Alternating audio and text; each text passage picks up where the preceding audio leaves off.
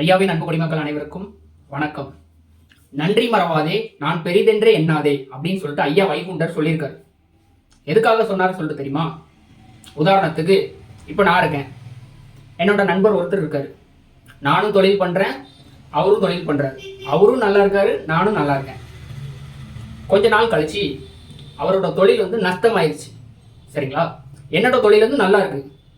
சரி, நம்மளோட நண்பன் வந்து தொழில் வந்து நஷ்டமாயிருச்சே, நம்ம நண்பனுக்காக உதவி பண்ணுமே, உதவி பண்ணுறது தப்பு இல்லை, உதவி பண்ணலாமே அப்படின்னு சொல்லிட்டு நண்பனுக்காக உதவி பண்ணுறேன். நண்பனும் உதவியை எதுக்கடா நண்பா உனக்கு இதெல்லாம் அப்படின்னு சொல்லிட்டு சொல்கிறான். ஊரில் 4 பேர் 4 விதமாக பேசுவாங்கன்னு சொல்லிட்டு சொல்லுவாங்க. அது நம்ம காலத்தில் மட்டும் இல்லை, ஐயா வாழ்ந்த காலத்துல இப்படி உண்டு. சரிங்களா? நம்ம காலத்தில் என்ன தெரியுமா சொல்லுவான்? ஐயாவே சொல்லியிருக்காரு, கொடுத்தாலும் குறை சொல்லுவான், எடுத்தாலும் பழி சொல்லுவான் அப்படின்னு சொல்லிட்டு ஐயா சொல்லுவார். இப்போ நான் கொடுத்துட்டேன், வாங்கிட்டு தொழில் அதுக்கப்புறம் நடத்த ஆரம்பித்தான். தொழில் நல்லா போயிடுச்சு. இப்போவும் நானும் நல்லா இருக்கேன், அவனும் நல்லா இருக்கான். திடீர்னு ஒரு நாள் என்னோட தொழில் வந்து நஷ்டமாயிருச்சு. அவன் நல்லா இருக்கான். முதல் எப்படி இருந்தது? அவன் தொழில் நஷ்டமாயிருச்சு, என்னோட தொழில் நல்லா இருந்துச்சு. இப்போ என்னோட தொழில் வந்து நஷ்டமாயிருச்சு, அவனோட தொழில் நல்லா இருக்கு. ஐயா என்ன சொல்லுதாரு? நன்றி மறவாதே, நான் பெரிதென்று எண்ணாதேன்னு சொல்லிட்டு சொல்றாரு. இப்போ நான் அவனுக்கு உதவி பண்ணியிருக்கேன். எனக்கு நண்பனை விட்டால் வேற யாரும் கிடையாது. நான் நண்பன்கிட்ட போயிட்டு உதவி கேட்கேன். தொழில் இப்படி நஷ்டமாச்சுடா, உதவி பண்ணுடா அப்படின்னு சொல்லிட்டு சொல்கிறேன். அதுக்கு அவனோட பதில் என்னவா இருக்குன்னு சொல்லிட்டு கேட்கீங்களா? பாருங்க, அது ஒன்றும் இல்லைடா, வியாபாரம் வேற டல்லாக இருக்கா, காசு அப்படின்னு சொல்லிட்டு யோசிப்பான். ஆனால் துட்டு வச்சிருப்பான், கொடுக்கறதுக்கு அந்த மனசு வராது.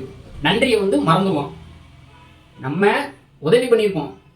என்றைக்குமே ஒன்று புரிஞ்சுக்கோங்க, நம்ம யாருக்காவது உதவி பண்ணியிருக்கோம்னா அவங்க ஒரு கஷ்டத்தில் இருப்பாங்க, அதுக்காக நம்ம உதவி பண்ணியிருக்கோம்.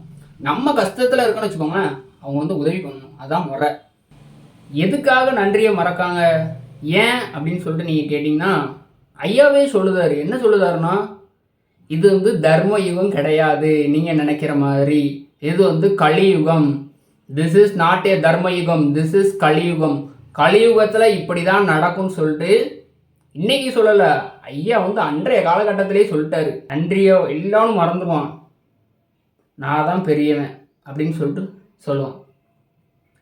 அதுக்கு தான் என் அப்பன் ஐயா வைகுண்டர் அன்றைய காலகட்டத்திலே சொல்லியிருக்காரு. ஒரு அழகான பாட்டு வரிகள் வரும், கேட்டு போங்க. ஐயா உண்டு.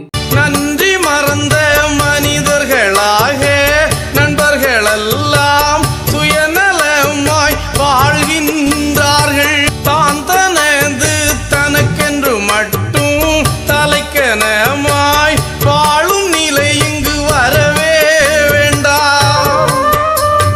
கொடுத்தாலும் குறை சொல்லுவார், நீ எடுத்தாலும் பழி சொல்